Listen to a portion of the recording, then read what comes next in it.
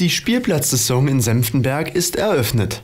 In der Fußgängerzone der Fischreierstraße ist neues Leben eingezogen. Und das sticht ins Auge.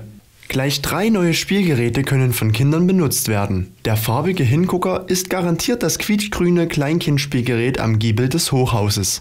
Hier können die kleinen Entdecker klettern, hüpfen und hindurchsteigen. Und das sogar mit eingebautem Fallschutz aus Kunststoffplatten rundherum. Ein paar Schritte weiter können die Kleinen den sogenannten Windsurfer erobern.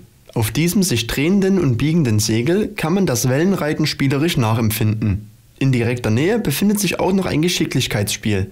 Der sogenannte Irrgarten lädt zum Trainieren von Geduld und Fingerfertigkeit ein. Ziel ist es, die Kugel im Inneren des Gerätes durch ein Labyrinth zum Ziel zu führen. Kleiner Wermutstropfen, dieses Gerät ist schon jetzt diversen Vandalismusattacken ausgesetzt gewesen, weshalb die Glasplatte schon nach kurzem Gebrauch stark gesprungen ist. Es ist noch unklar, ob die Platte erneuert wird.